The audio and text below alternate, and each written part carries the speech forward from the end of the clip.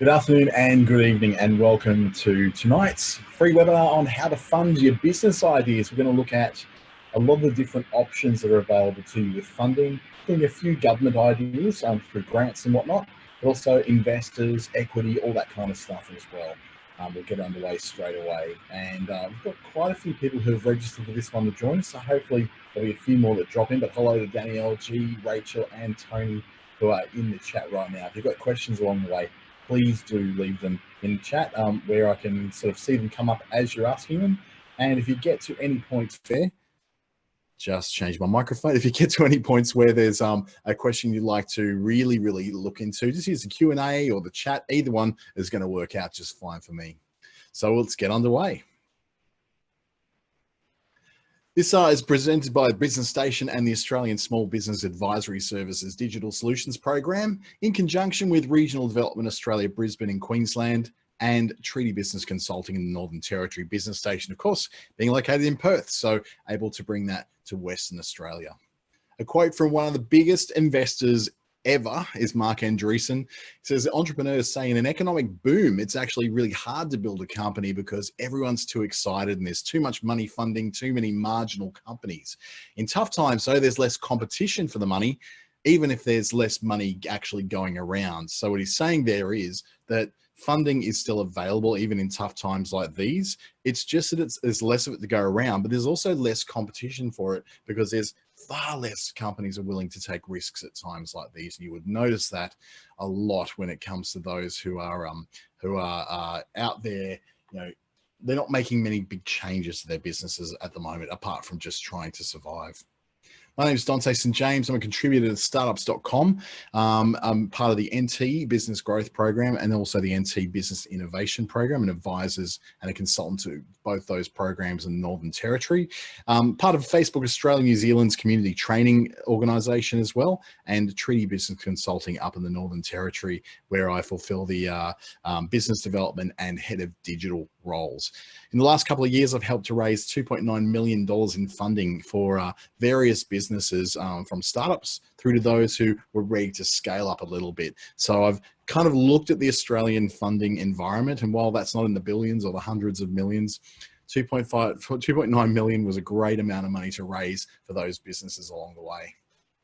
So there are 4 stages when it comes to the whole funding process, and it comes to structuring your fundraising in the best possible way, the way that's going to help you to prepare for the right kind of investor if that's where you're going, or for the right kind of lender if you're going to go down that path, or if you're going down crowdfunding or bootstrapping, and we'll explain what those are very shortly, helping to structure those things in such a way that you're ready to approach those different kinds of funding. Then there's the selection of an investor, if that's where you're going, or you could say the selection of a bank or the selection of a lending body.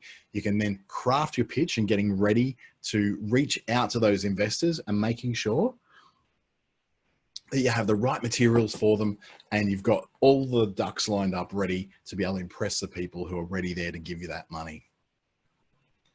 But first, we're looking at where different funding comes from. And some of that can come from the form of government grants. There's also the option of private investment. That's what a lot of people call venture capital or venture funding. There's also the good old loans and credit cards route as well. And a really brief look at how those work out. Government grants are generally quite small, depending on the size of your business. Now, we're all small businesses in the room today. So those sort of funds that you're going to look at getting from the government grants are generally under $50,000. There are going to be some exceptions. So some of those things could be infrastructure upgrades where it does get a little bit more back, or it could be where there's something more like, security upgrades and things like that, where it may cost you $100,000.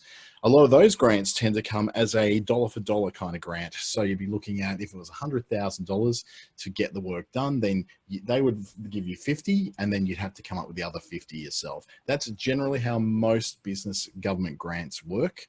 In the smaller end of the grants, sometimes they don't. Sometimes they require you to do an upfront spend, so you'll be reimbursed. But at times like COVID, sometimes, just sometimes, and it's getting a little bit harder now, you can get some grants that will be able to give you the option of paying upfront for it, without you having to pay up front. So they will just pay the provider straight off rather than you having to pay the provider and then being reimbursed. The issue with government grants, of course, is that they're tied to certain goals. They're usually very specific and very narrow in the stuff that they will fund. So we're talking about things like funding new technology. So you may want to get a funding for new computers in the office, or it could be closed circuit TV security systems for your warehouse. And that's probably not necessarily what you're looking for. If you're looking to upgrade your boat, if you're in a fishing charter, or if you're looking to upgrade your shop front, if you're a retailer, then those kind of grants probably aren't going to work for you. But there are grants that cover all sorts of things. You'll generally find, though, they are prioritized according to their likelihood to give an economic benefit to a broader community, not just to yourself and your business, but to your town, to your territory or state, or to the country as a whole. Government grants are usually there not just because the government's nice and wants to give you money, but it's because they're trying to encourage increased economic activity. Now, some grants are very easy to get. In Northern Territory, the Digital Solutions Grant is a very simple one to apply for. I don't know of too many people who haven't got it, but what you generally will find with most of these smaller grants is that they're going to require that you at least are registered for GST at the very, very minimum. So that puts a lot of sole traders out if you're not quite making that 75K a year, or you have to at least be earning that 75K a year. And now this is across all three of our states, whether it's Queensland, WA, or the Northern Territory. So many grants are tied to you being a contributor to GST. So not just registered for GST, but actually earning the threshold for your business of $75,000, which that gets you in the door. It's showing not necessarily trying to lock you out if you're not. What it's trying to do is say, if this business has got to that point already, then it's a good chance that this business is going to survive. So it's a good investment we're making to a business if it's already reached that $75,000 level. And then they generally go that 75,000, next goal is usually 300,000, and then the grants get a bit bigger. By the time you get to that 300,000, they figure that you've got to the point where you've saved up some cash. Whereas if you need to do something infrastructure wise, or build something out, or try a new idea, you've at least got a pot of money that you can contribute to it. It's not just government just handing out money just straight to you to say, yeah, try that idea. It's more about you going, I'm putting some money into this, and they're going to put some money into this as well. These grants are expected to tighten quite considerably after COVID-19.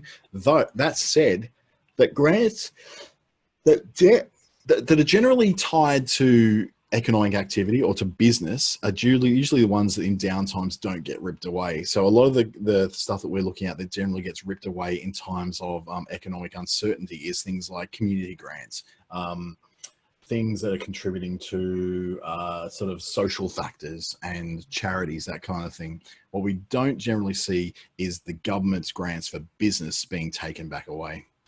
And they're available at all levels. You'll find some grants are available at the local government level through local councils, particularly some of the bigger local councils. So in Southeast Queensland, you're looking at some of the huge mega councils like Brisbane, Gold Coast, Sunshine Coast, Logan, those really big ones. In the Northern Territory, there's not quite as many because the territory government tends to be the largest of all the grant providers. So your Darwin City Councils, Katherine Town Councils, Alice Springs Towns Councils, Palmerston, Litchfield, all those guys, they're not giving out so many grants. They're more so in the position where they have infrastructure they can share with you to use to undertake things like festivals and programs and workshops. So they're not as willing to give out money, but they're definitely willing to share the infrastructure they have in those local council areas.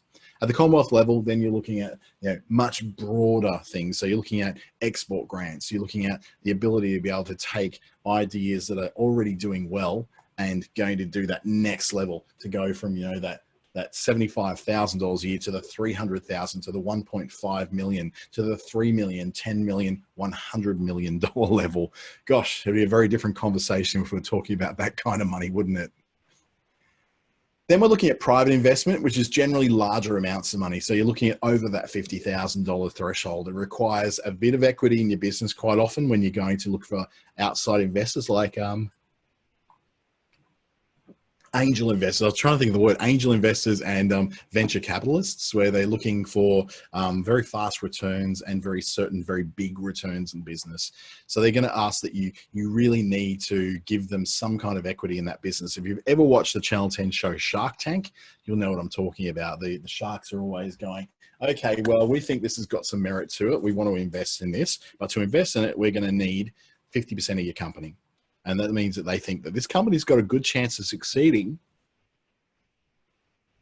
but they think that it's a good chance that company may also be a little bit of a pie in the sky as well. So they want to get as much of the taking as they can to cover the risk that they're fronting up front for their, whatever that investment happens to be, 10, 20, 100, $500,000, that kind of thing. It does require a lot of legal contracts, and sometimes these kind of private investments require that you pay it back. They're not just investing to get future growth and future revenue. They're actually looking to get paid back for their loan as well. That's a lot more rare, but it's usually that they'll buy equity and that they'll get a percentage of the takings or a percentage of the profits that are coming into the business. There's not a huge funding community in Australia, and that gets smaller as you get to the smaller jurisdictions. So the bigger communities are naturally in Sydney and Melbourne. The Sydney startup scene is by far the biggest in Australia, followed by Melbourne. There's quite a healthy startup scene starting to emerge in southeast Queensland. There's several players in places like Darwin in Northern Territory, but once you get outside of Darwin, there's not much of the Northern Territory. So we don't tend to see much activity in that space down in places like Katherine or Alice Springs or in Tennant Creek or Nhulunbuy. In Western Australia, the startup sector is very much tied up in Perth. It's almost exclusively there. And what generally happens, and you would have seen it with the work of Canva. Canva was a Perth invention, but the money wasn't in Perth to be able to support it. So then the investment came out of Sydney, and therefore the business moved itself to Sydney. Look, eventually that business will move out of Australia and it'll go beyond Australia and probably to Silicon Valley or something like that. If it ever gets acquired or wants to grow any bigger, you'll see that there is a move where so many of these smaller companies that start up and want to try something new will start off in their small town or in their smaller city. So some of our smaller cities like Adelaide, Hobart, Perth is not that small really, but in the terms of the global economy, Perth is quite tiny.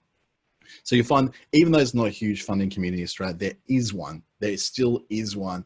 And you'll also find that the US investors are willing to invest in Australia because they've seen some massive, massive returns on companies like Atlassian, who owns Trello.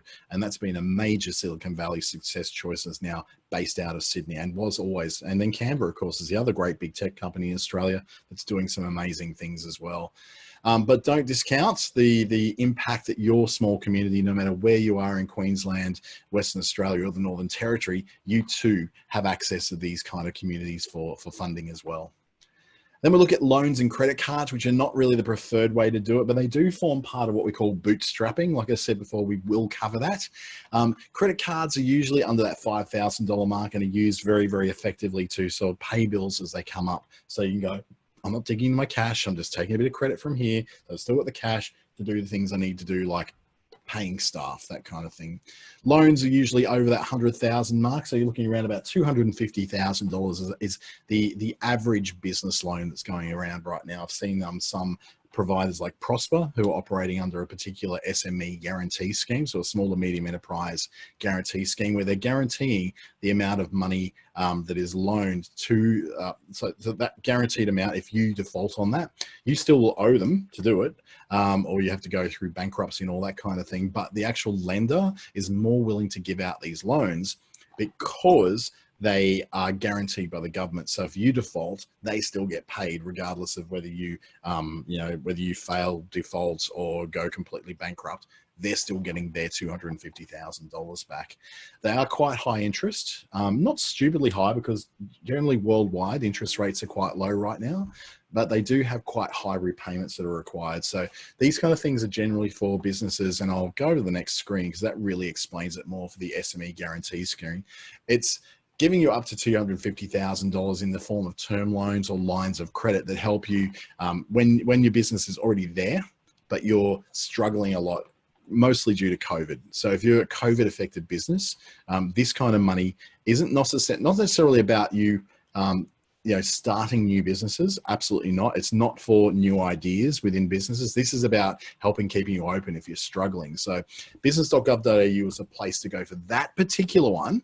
But let's just, we'll move on from that one, because even though the guarantee scheme is a great scheme, it is really for helping prop up businesses that are struggling right now with an extra $250,000 to keep cash flow, to keep people employed, to keep the tills ringing, the doors open and the lights on. So step one, we're going to look at structuring your fundraising.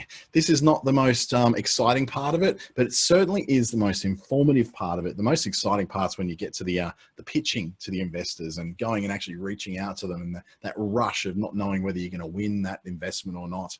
But in this case, we're looking at structuring your fundraising.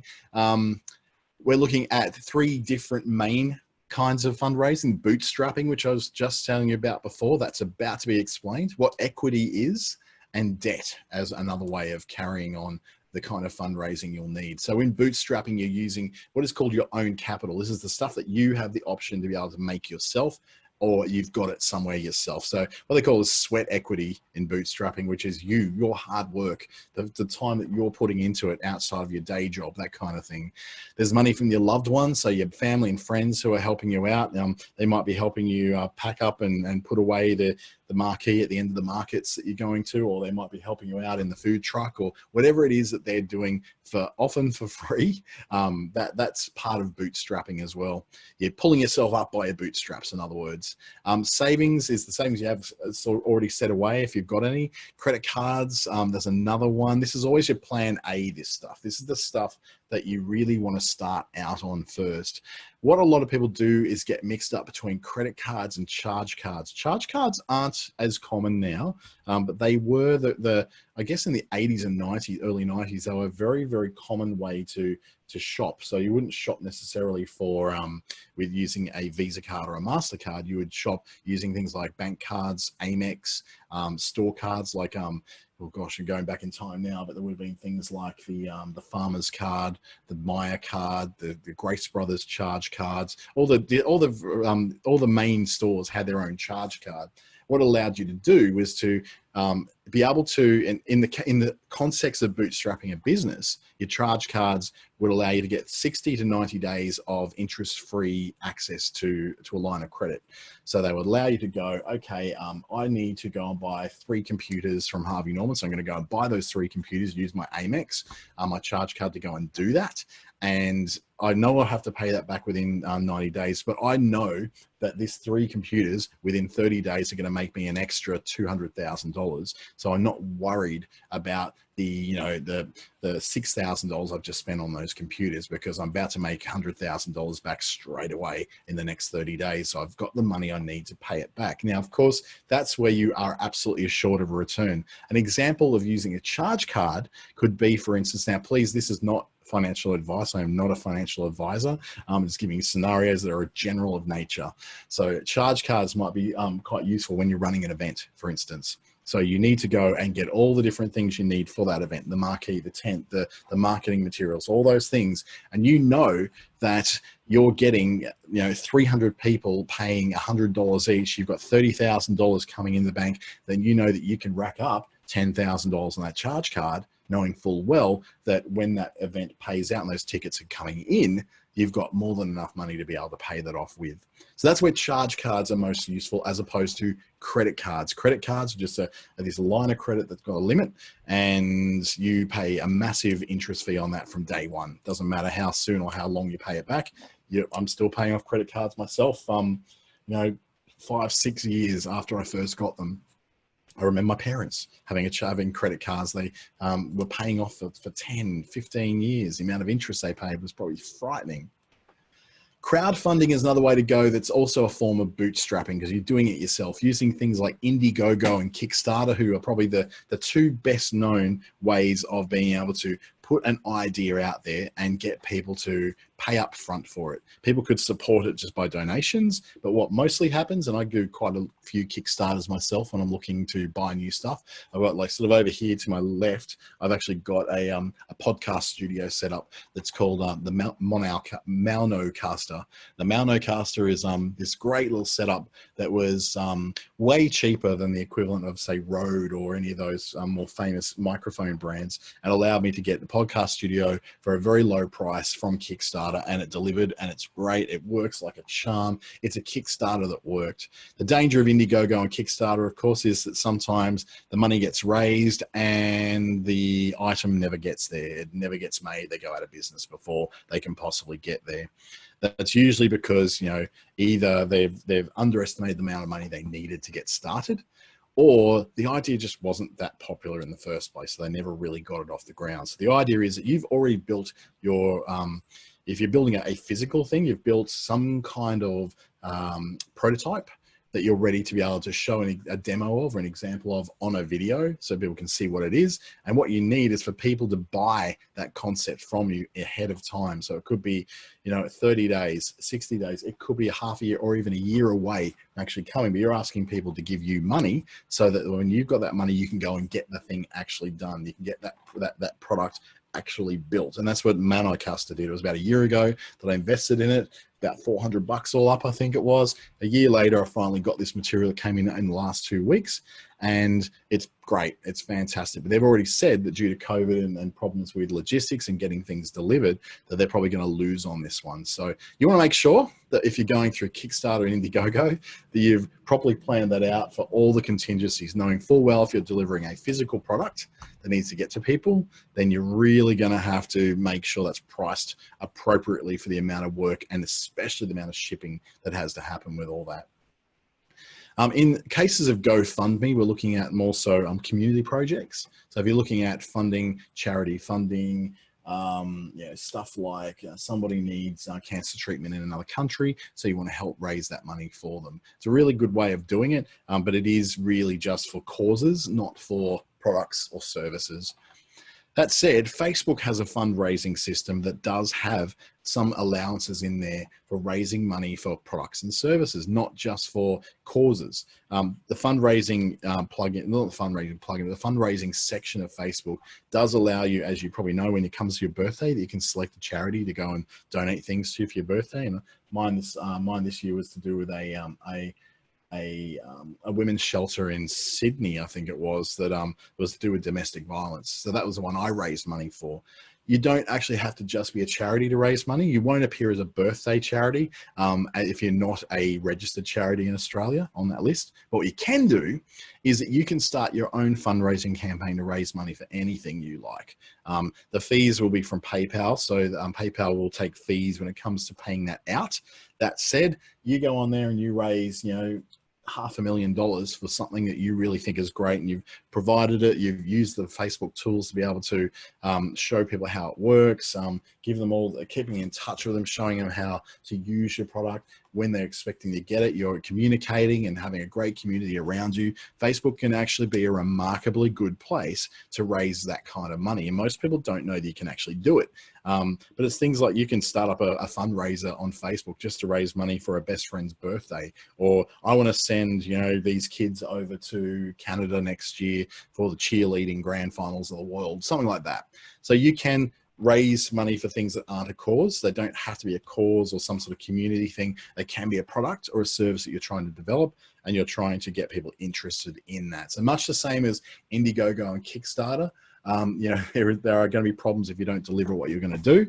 But that same thing is, though, even though Facebook isn't naturally the place that people would think of going to get new products and services that are done through crowdfunding money, it's still a place where you've got incredible ability to get a message out to a lot of people. So Facebook, don't discount that as a place to be raising some kind of money as well. In fact, I'd have to go. Facebook has actually been probably the source of more funding for some of the business I've raised money for than anywhere else. We use Facebook as a way to make them very well known to start that. We didn't use necessarily Facebook's fundraising tools.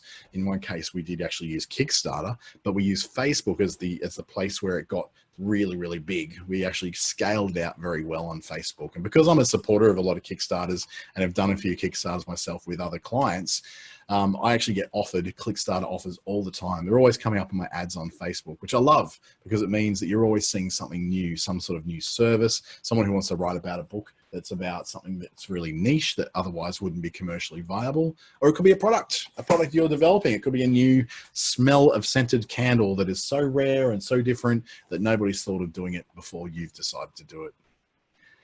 Then we've also got the other form of bootstrapping, which is customer capital. This is where you take on, you see this with gyms quite a lot. When a brand new gym opens up in your suburb, they'll do things like foundation memberships. Now, foundation memberships are where they pay significantly less for that membership for life if they pay a certain amount as they're starting up. Now, it's a really smart way of a gym getting in that amount of money they need to help pay for the actual setup of that gym, because a gym will cost anywhere between $1.5 to $7 million to build and fit out. They are very expensive places, so it's for them to get $1.5 to $7 million of prepayments from foundation members means they're in a great position when they open up. They've paid off their opening stuff, and now these people are just going into that gym for life. And and I know when it comes to gyms, people tend to go into them for the first month and then they just drop right off.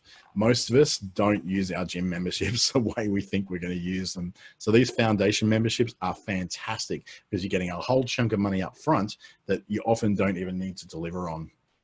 Early adopters are really good for this. This is where you're saying, I've got a new product. I know that it's going to be very popular with certain people who are willing to pay lots of money for that product. So I'm going to say, yep, you're an early adopter. I'm going to reward you for your early investment in this. I'm going to reward you for buying this thing really, really soon before it's even available. Kind of like buying off the plan when it comes to real estate. The same kind of thing applies there. They get a significant discount for buying off the plan rather than waiting for the building to be built. It helps that cash flow come through so that you've got the ability for the developers to be able to pay for the actual building of that thing. And same thing with you building a product. If you have to physically build it, if you have to set up a kitchen, a commercial kitchen, in order to make your gourmet donuts or your cupcakes, you've got that same kind of thing you need to do. You want to get enough money in so that you don't have to borrow money from anywhere. And then you've got your early bird buyers, those people who you will reward for buying really, really early in the process, just by giving them a discount or something. Or they could be the people who buy, your, what we call a minimum viable product. It's not the best possible product you're going to have. It may not even be the final product you're going to have. But what it might be is the product that's just good enough to go out. And because you're an early bird buyer and you're someone who's willing to sort of take the risk of that early product, then hey, you're going to get it a lot less than everyone else. It gives you cash flow that helps you to be able to fund the stuff that's coming up. So you don't necessarily have to have all the funds up front with which to build 200 of those units. You may have enough money to build 50 of those units, but as the cash starts coming through, then you realize now you can make that 200.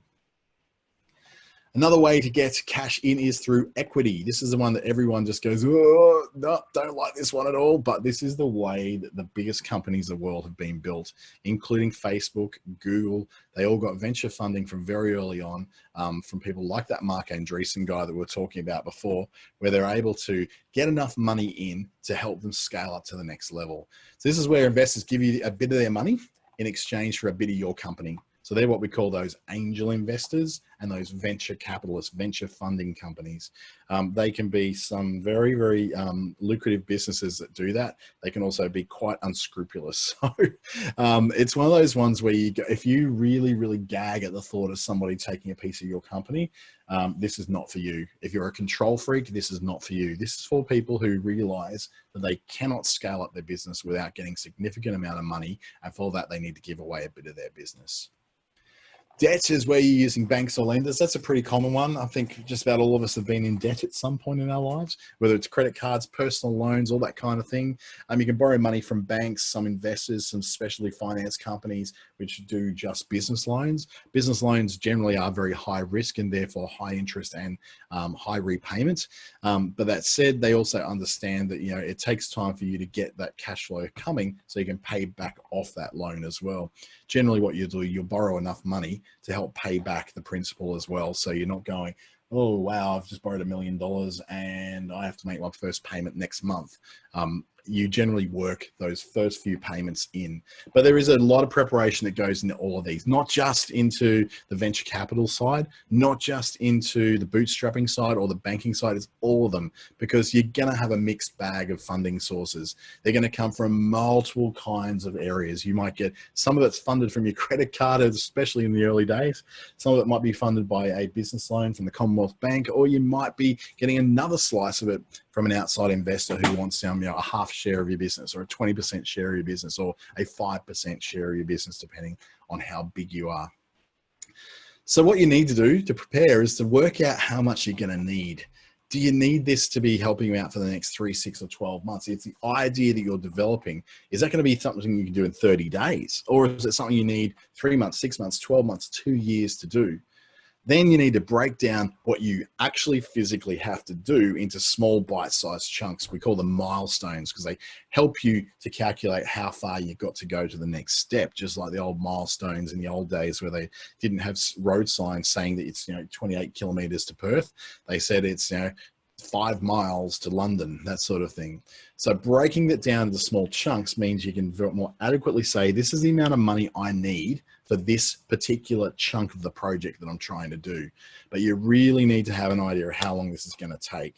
So it's going to take a little bit of calculation, a little bit of alchemy, and a little bit of guesswork. But ultimately, those who really get that down pat about how long it's going to take them to get that particular thing done, and they break it in small chunks, so they can really accurately count how much they'll need at every step in money, how long that every step is going to take, then they're the ones that are more likely to succeed at not just getting the money, but being able to use that money wisely to get to the next level again. So an example might be if you're setting up an app, your first milestone might be the setup of the technology to build that app. It might take you $25,000 worth of computers and setups and outsourcing to Indian app developers. That's great. Your first milestone required $25,000 of funding. So whether that comes from your own savings, generally anything under $50,000 is what you'll come out from your own savings, your own funding, or getting loans from the bank or that sort of thing. Your milestone 2 then would be where you're working on the working prototype. So you're not just going, this is my product and it's already out there. This is to get it working. It might take you $18,000 of development and testing and focus groups and buying memberships to things and getting the general idea out there to a group of people. And your milestone 3 could be where you're commercializing that app. You're taking it to market. You need to pay for marketing. You need to get it all out there. Now, you could go milestone 1, 2, and 3 are separate things that you get from separate sources of funding, or you might get that one big chunk of funding where you go 150,000 plus another 25,000, it's 175,000 plus another 18,000. So we're getting up to that, so it's a 200,000 kind of mark. Well, that might be what you need to do, but you'd need to break that down into those particular little chunks so that the people who are investing with you, whether it's a bank who want to know that you've actually thought this stuff out, whether it's your mum and dad who want to make sure you've thought this stuff out, or if it's an investor who wants to know exactly what will be delivered for each chunk of money that they actually may want to release to you in what they call tranches. The tranches just, the first tranche would be $25,000 in this example. The second, $18,000. The third, $150,000. Now, this is quite often what happens in things like innovation grants. So there's innovation grants available in Queensland, Northern Territory, and Western Australia. And I've worked with a ton of these in Northern Territory where you get $30,000 worth of funding, but the problem is you need to get that funding from in bits. And you need to go and show that you've actually delivered what you said you would deliver in these milestones along the way. You don't just get $30,000 to go run and play. You have to go, okay, I have to have achieved that first milestone and show that I've done it, and it's assessed and then dispersed from that grant for that first 10,000 of the 30,000. And then again for milestone 2 and again for milestone 3. So whilst you might be approved for an innovation grant to try something new in your business or develop a great idea in your business, you've still really got to show that you're delivering along those milestones along the way. We definitely need to break up your funding and break up the activities you're going to do with that money into those small amounts of time so that then you can have those bits of the funding delivered. Otherwise, the government doesn't want to give you $30,000 if you're just going to take the money and run to Venezuela. They want to make sure you're going to do and deliver what you say you're going to do and deliver. I know that in the Northern Territory, for example, the co-funding has expired for those grants now. So where it's like they will not allow you to you have to pay the provider who's helping you out up front. They're not going to pay the provider for you. So it's like, for instance, I was working with someone before. What I would do, I would invoice the government would pay me for that milestone. Now what will happen is that I have to invoice the person who I'm helping. They pay me, and then they get reimbursed from the government. So it might be very different in WA or Queensland. It's, at the moment, I do believe that they didn't actually take off those co-payment rules. It was just a very territory thing, but the money available for some of these is far greater in Queensland and Western Australia as well. So you're going to have to, as part of that forming of your milestones and breaking up your bite-sized chunks, is showing what your milestones actually are and thinking of them as, what have I got to deliver that proves that this project or this business idea is moving on? It's actually moving to where it needs to go, to that final destination over there, where when I'm going to justify that $150,000 that they just gave me, whether it's a venture capitalist or the bank or whoever. What are the things I need to show that proof that this thing's actually working and being delivered? Then you got to look at what your required resources are to build that thing. So if you're building an office, for instance, if you're fitting out an office, what are the staff required for it, the contractors required for it, the materials that are going to be required for it, the licensing fees you're going to pay for it? What are all those in combination going to show that you need to be able to have money in the bank to pay for? So it's not just what you're achieving along the way, you've also adequately costed out the things that are going to cost you money along the way. So this is all part of what they call due diligence when someone wants to give you money. Have you figured out what you're going to do to prove that you're moving along, so we know that we've invested well with you? And have you really adequately costed out how much this down thing is going to cost you? And then, of course, how long is it going to take for delivery? How long is it going to take to get to each milestone and then the final result as well? So is it going to take you 3 months to get the first milestone done? You've got to make sure you cover that off. Make sure that's communicated in your funding plan as well. And likewise, that long off goal that's in the future, you've got to make sure that you've got an idea of when you want to get there. If you want to get there in 2 years' time, make sure that that is in there. What are the milestones along the way? How long is it going to take you to get to each one of them? How long is it going to take you to get the very long one? And what are the costs going there? Because if you're not going to get enough funding to cover those costs, you're going to fail after the first 1 or 2 milestones and not get anywhere. And you're going to make some people very, very angry. But of course, not every source of funding is going to fund you, because they all have their specialties and favorite industries. Bain Capital just bought Virgin Australia because Bain is a very big investor in travel, logistics, and transportation. They really like investing in those kind of things, and they see a lot of value in the Australian aviation market, despite the fact that not many people are flying too many places at the moment. That said, I was on 2 very, very full planes just over a week ago between Darwin and Brisbane. So it's starting to get back there again. But is Bain Capital the kind of company that's going to come to you and say, yes, I'm going to invest in your expansion? Well, probably not, because different kinds of sources will be attracted to different kinds of opportunities. So for equity partners, people who want to have a piece of your business to come in, they tend to be what we call the angel investors and the venture capitalists, right? They're mostly interested in things to do with software, hardware, and healthcare. They're interested in things that are going to make people live longer, things like smartwatches that are going to take EEGs, electroencephalograph readings, that are going to take blood sugar readings, that kind of thing. Heavy investment is going into those, and they're all looking for pieces of the company that will actually do that. A lot of money, of course, going to software and hardware to try and build hardware like my Manocaster that I got from Kickstarter, or it could be the software like an app. For instance, there's a lot of money still going into apps. There's some ideas for apps that are still really powerful. As different problems come up in the world, so too you'll have different apps coming to fulfill some kind of need with those problems. Debt is where you're looking to go to banks and to commercial lenders, and they're really looking for bricks and mortar. They like property, they like retail, they like restaurants, although retail's a bit shaky right now because retail has changed so dramatically with online shopping. Restaurants, of course, are affected by COVID, but in the regular kind of world, in the regular kind of setup that we've got, then restaurants are usually considered to be a very safe bet because people in Australia, we love to eat. Now, in a recession, that may not be quite as much, but that said, you find at places like McDonald's, KFC, fast food places, local fish and chipperies, simple restaurants with value for money items will still attract very good investment from banks and commercial lenders.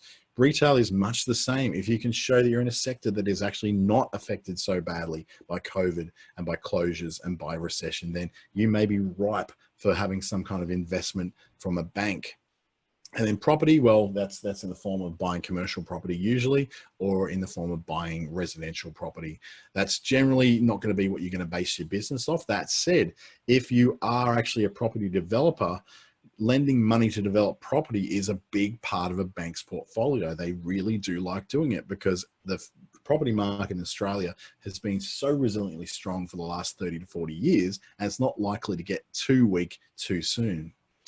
And then those other kind of credit lines and specialty finance, they like to go for things like clothing, consumer goods and services. The problem is these credit lines do attract high interest and very harsh repayment penalties because clothing, consumer goods and services are very high risk. Services such as I want to expand my service offering as a digital marketer. If you're looking at someone to pay you money, to give you money to expand that, it's not something which you can hand over and say, this is my product, a glass of water that I can touch, hear, smell, and drink. Which my throat was getting very dry then.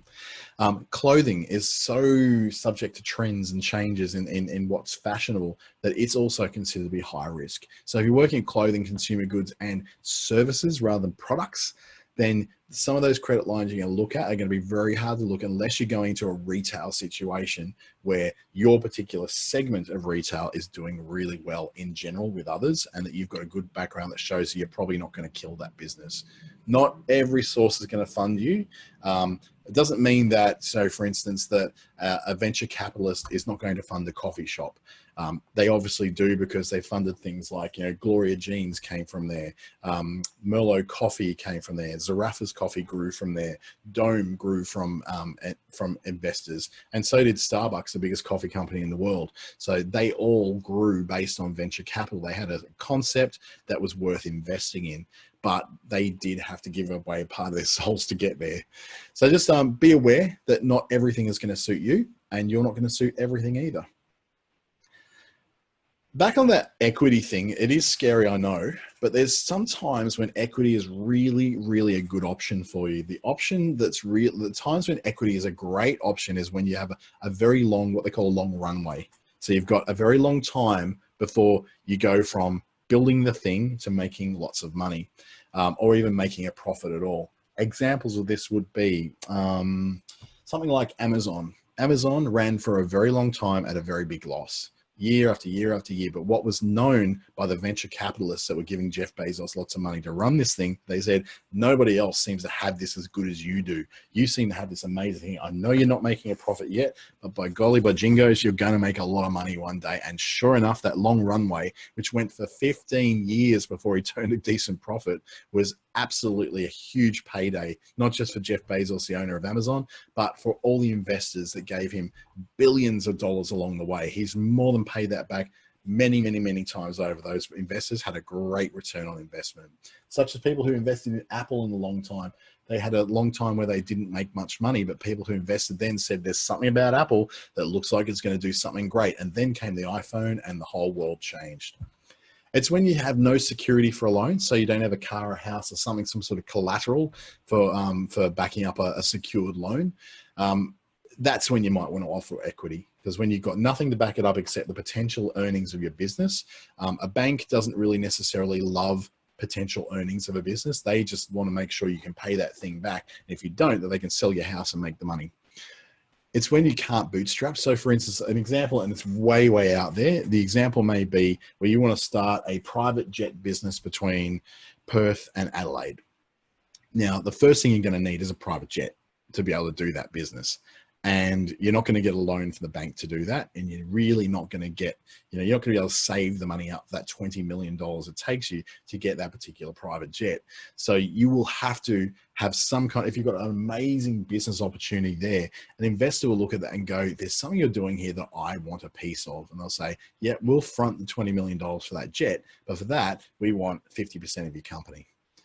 Or the other option, when it's really, really, really useful to offer equity in your business, is when you're expected to grow really, really big, really, really fast. And this happened to my own business just recently. I started a business called Clickstarter, a digital marketing agency, builds lots of stuff, websites, does training, all that sort of thing.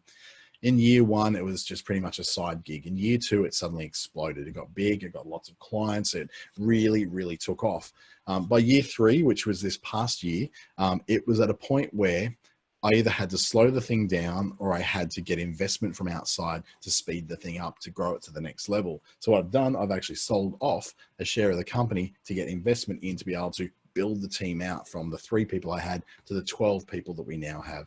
I don't have controlling interest of that business anymore, but I'm still very much the founder and a partner in it. And that's okay. I don't mind that so much because now I've become an investor in my own startup business. I'm now starting up other things that I'm trying to do. So if you're very, very married to the idea of your business being your business, your brand, your personal thing, you're very, very personally invested in it very, very closely, then equity is probably not going to be for you, because at some point you're going to go, well, oh, well, as long as I've still got over 50%, I've got 51%, I've got ownership and control of this. The kind of paperwork that will come through, the legalese that's going to come through from an investment partner is going to mean that you're not going to be able to do just whatever you want. Just because you don't like the person doesn't mean you can kick them out because you've got 51%. The old saying is that that money is gold and gold is power. And the person with the gold, it's not going to be you. It's going to be the other person. They're going to have a lot deeper pockets, a lot bigger legal teams to work with than you will. And they'll probably win that fight before you get a chance to try and kick them out. So you've got to make sure that if you're offering equity, it's a one-way street. It's all in their favor once that comes home to roost. You'll never get that share back. That's one of the really unfortunate parts of it, because equity investors are really looking for massive, massive returns, really big outcomes. And there's a lot of competition out there for equity investors. You would think that that's not the case, but most businesses that want to grow really large aren't doing it for a personal reason. They're doing it simply to make money.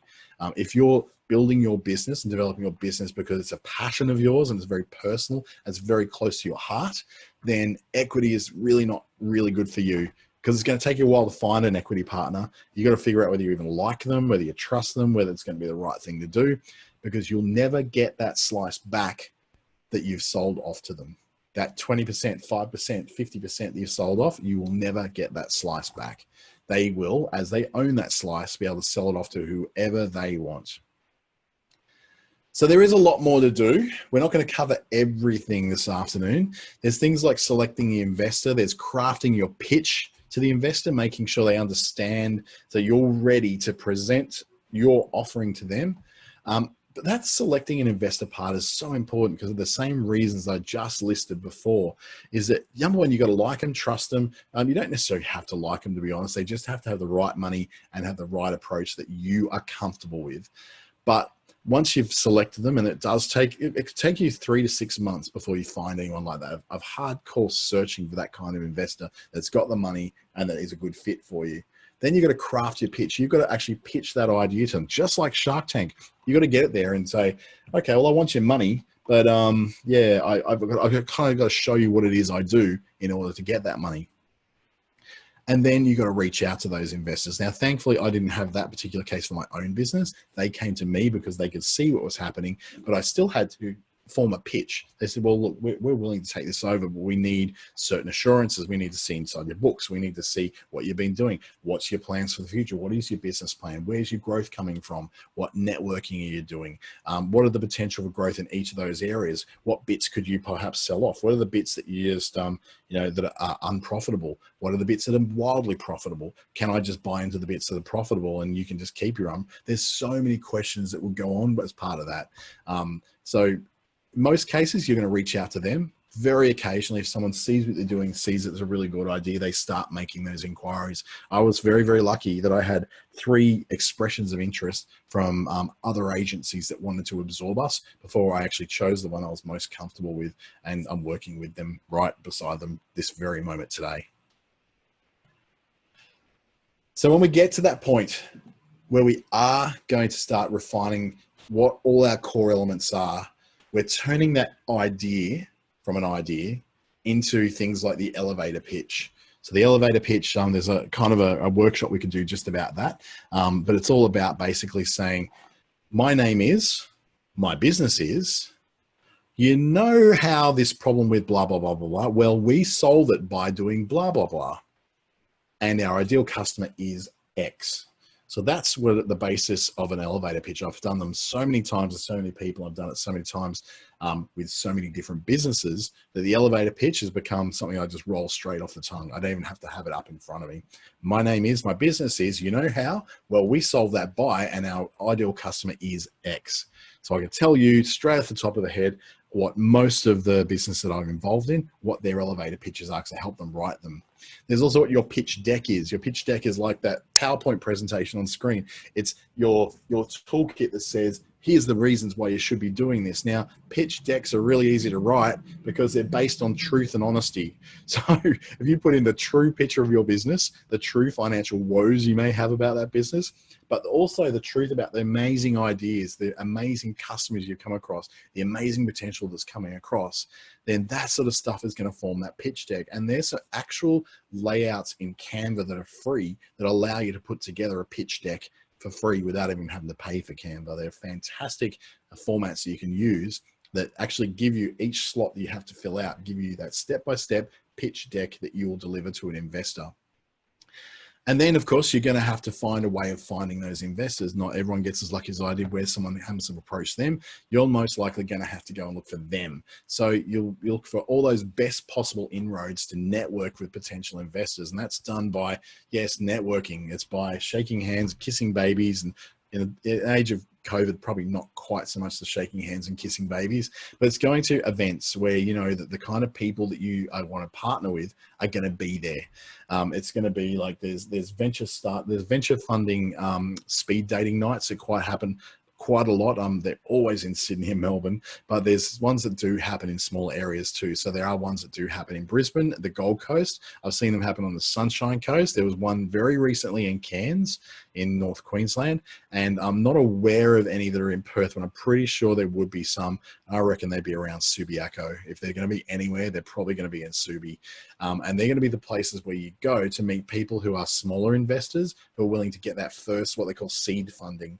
So the seed funding is to help you and with enough money to plant the seed in the business that allows them to grow. And then they may invest further along as growth funders, or they may not. That may be someone else's job, but you really do need to be personally introduced to a lot of people. You need to find areas where you have mutual interests. You'll be very, very surprised the amount of networking events you go to, like BNI events, or up in Darwin, we have things like the Palmerston Regional Business Association. Chambers of Commerce are always really good for that. Or there could be things like Lions Club, Rotary clubs, your kids' Girl Guides or Scouts, or their ballet recital group, or their soccer club. Any of those things are you're going to find there's going to be people there who have a common interest to you. So once you actually really master that pitch, that elevator pitch of I am, my business is, and you know how we solve that by, and my ideal customer is this.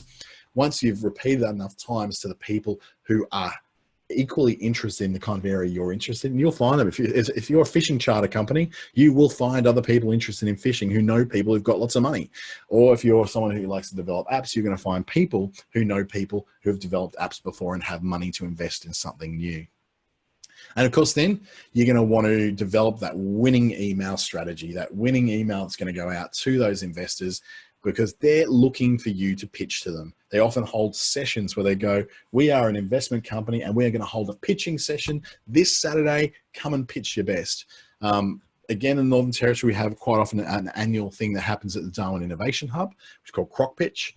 Instead of Shark Tank, Croc Pitch, because we've got crocodiles around here, I guess, where people will actually apply to go, yes, I want to pitch my product to a range of potential investors who have come up from different places. In this case, some came from Shenzhen in China. Representing companies like Tencent, which is the biggest tech company in China, the one that owns some very, very big things like Alibaba. So big companies like that, and also smaller investors who are like, I've got $20,000 I can throw on the table right now because your idea is so good. So you want to make sure that you've got that position where you're saying, I have a way of communicating my best idea to get funded. I've got all the stuff in my pitch deck ready to go. And I know the kind of investor I'm looking for, whether it's a bank, whether it's family and friends, whether it's a venture capitalist, whether it's an angel investor, or whether it's just me bootstrapping this thing up as much as I can and getting people on board to buy my product to form part of that investment. Wow, there's a lot in there. The places to start when you're looking for these things can be your Small Business Development Corporation of Western Australia, the Department of Employment, Small Business and Training with the Queensland government, of course, the Start, Run, Grow program for the NT government as well, where they'll be able to not necessarily point you in the direction of who's going to fund stuff, but they can start you off on what's available for small businesses in the way of grants and some kind of relief, particularly in periods like this where there's not as much money around as we'd like, but there's still some money around that's still being given out. So have a chat to those particular ones. In most states, they call them small business champions. So you can talk to them in those various departments to go, where do I start with at least getting some grants that may be able to help me to do some stuff that's new in my business. Every state and territory has their own business innovation structure. So they'll fund new ideas as long as they're very well thought out, but they will also have to be partially funded by you. They generally don't come as a, here's $50,000 to go and have fun with. It's always going to be break it down to those milestones, cost out how much it's going to take you to pay for each of those milestones. And finally, then, okay, we're going to give you the first 10,000 for milestone 1, the second 10,000 for milestone 2, etc., etc., etc. Wow, there's a lot. And of course, yeah, Tony's telling us too, there's a federal government website that is searchable for small business grants. I was just looking at it before. So it's the Grant Finder. It's amazing. It's so good. The business.gov.au. Oh, thanks, Tony. Got it up there as well. business.gov.au/grants-and-programs. I'm just going to copy that into the main chat so you can actually see that and just click on it and go to it. And that's all done. Thanks for that, Tony. I really appreciate that. Some amazing grants that are out there. As far as finding funding, I would say that I would agree with Robert A. Rice Jr. that an entrepreneur without funding is like a musician without an instrument.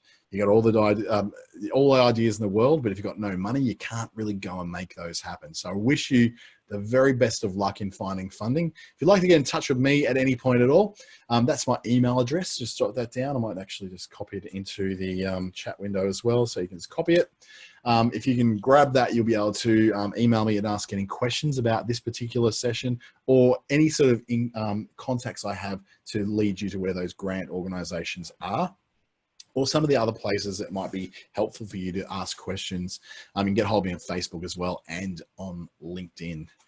Wow, an hour goes by so quickly. Thank you so much for joining me this afternoon and this evening. I really appreciate you joining me. I know it's an hour out of your day, but you're learning about your business. And I always say, if you take that, if you're the few people who actually turn up for things like this, you are so way ahead of most other business owners who just simply don't care. They're just hoping that this whole COVID thing goes away and I'll get back to normal. But you're actually taking steps to make sure that COVID-19 doesn't destroy your chances of having a prosperous future.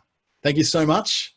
And I will hopefully see you soon. I've got a whole lot of these coming up this week. So check out businessstation.com.au and make sure you see what other sessions we've got this week. Thank you and good night.